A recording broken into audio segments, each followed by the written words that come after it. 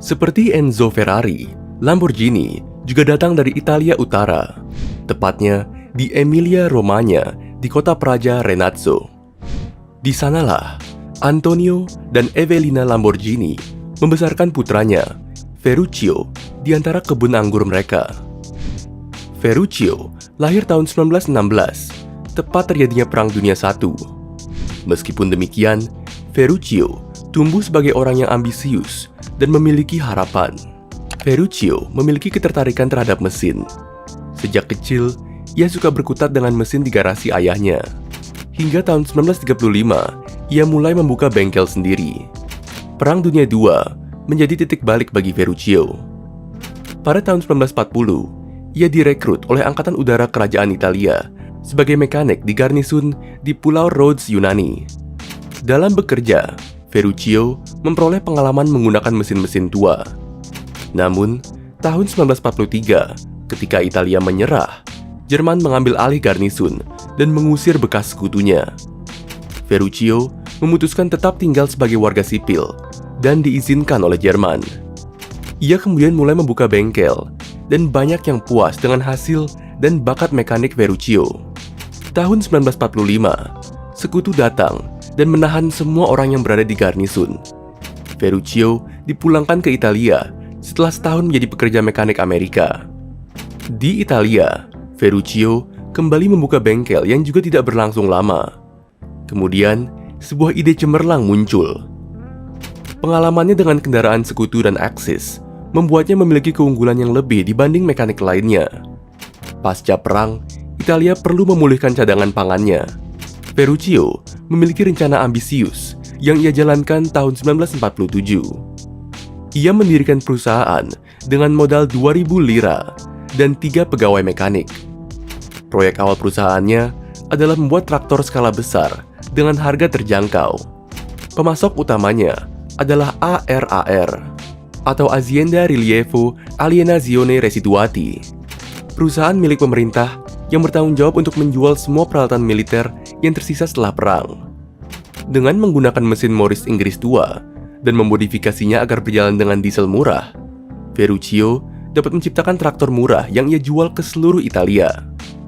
Pada 3 Februari 1948, ia merilis traktor Carioca yang sangat populer di Italia. Desainnya sangat sukses. Lalu, Ferruccio mendirikan perusahaan kedua, yaitu Lamborghini Trattori. Ia mempekerjakan 4 orang, membeli pabrik di Cento, dan meminjam uang sebanyak 10 juta lira yang didukung oleh pertanian anggur milik keluarganya untuk membeli ratusan mesin Morris, Perkins, dan Dodge dari ARAR. Ferruccio kemudian memutuskan untuk mengikuti lomba balap bergengsi bernama Mille Miglia. Namun, saat berangkat, ia mengalami kecelakaan dan tidak tertarik lagi untuk mengikuti balap. Tahun 1950, Trattori memiliki tenaga kerja lebih dari 30 orang dan memproduksi lebih dari 200 traktor per tahun. Permintaan traktor bertambah. Lalu, ia memperoleh 1.000 meter persegi tanah pada 1951 untuk membangun pabrik baru. Pada tahun itu juga, ia merilis traktor L33, traktor subsidi pemerintah yang dikerjasamakan dengan Ferruccio. Pabrik baru Ferruccio memproduksi traktor pertamanya pada 1956. Pada tahun itu juga, ia merampingkan desain mesin dan melakukan perjalanan melintasi Atlantik untuk membeli teknologi pemanas dan pendingin udara dari Amerika Serikat. Tahun 1960-an, perusahaan traktor Ferruccio memiliki 400 karyawan dan memproduksi 30 traktor per hari. Menjadi mekanik secara otodidak, ia menjadi pribadi yang kritis pada setiap kelemahan dari mobil yang ia miliki. Ferruccio mengoleksi mobil sport sebagai hiburannya.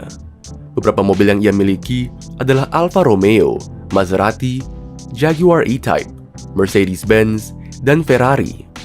Koleksi Ferrari miliknya beberapa kali mengalami masalah dan kurang sreg dengan desain mobil tersebut. Lalu, ia membawa mobil tersebut ke Modena dan langsung bertemu dengan Enzo Ferrari untuk menyampaikan keluhannya. Namun, Ferruccio mendapatkan jawaban yang tidak menyenangkan hati. Ia tidak kecewa, justru menganggap jawaban Enzo sebagai tantangan. Ferruccio lalu menciptakan automobili Lamborghini untuk membalas Enzo. Lamborghini yang pertama beroperasi adalah GT350 yang dibuat tahun 1964 dengan bantuan insinyur muda Paolo Stanzani. Mobil ini menggabungkan teknologi yang mengesankan, termasuk mesin V12, transmisi 5 kecepatan, rem cakram 4 roda, dan suspensi independen 4 roda. Membuat GT350 tidaklah mudah. Bahkan, prototipenya mengalami beberapa kekurangan desain serius yang sangat jelas saat pameran mobil tahun 1963 di Turin. Masalah yang paling menonjol adalah mesin mobil yang tidak muat di dalam panel bodi mobil. Solusi dari Ferruccio adalah mengisi kompartemen dengan batu bata dan menjaga agar tutupnya tetap bisa tertutup. Pada akhirnya, GT350 menjadi mahakarya dan mendapatkan pujian dari para kritikus dan pelanggan. Pada 1966, Lamborghini merilis 400 GT dan Miura P400. Miura sangat terkenal karena menetapkan tata letak rear mid engine sebagai standar untuk semua mobil berperforma tinggi saat itu dan masih digunakan hingga kini. Miura awalnya dikembangkan sebagai kendaraan balap jalanan oleh tim insinyur yang dipimpin oleh Marcello Gandini. Mereka merahasiakan proyek dari Ferruccio karena ia menentang membuat mobil balap yang disebabkan kecelakaannya dahulu. Ketika Ferruccio mengetahui desain baru mobilnya, dia terlihat cukup terpesona, namun masih berpegang pada kebijakan no racing.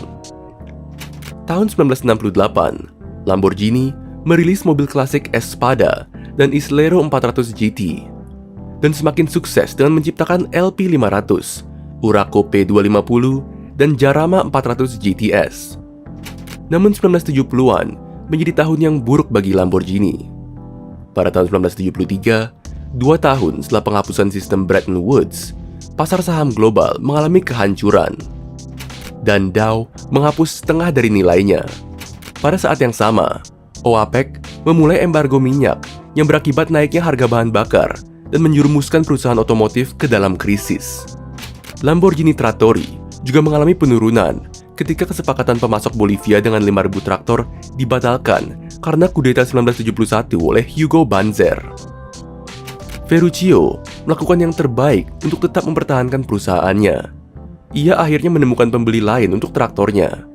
Ia juga memindahkan pabrik pemanas minyaknya ke Dosso, Nigeria. Pada akhirnya, ia harus menjual saham Lamborghini kepada investor asing agar tetap bisa mempertahankan perusahaannya.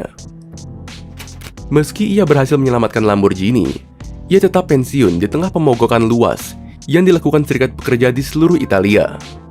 Pada 1973, ia menjual perusahaan Trattori kepada perusahaan traktor Italia lainnya.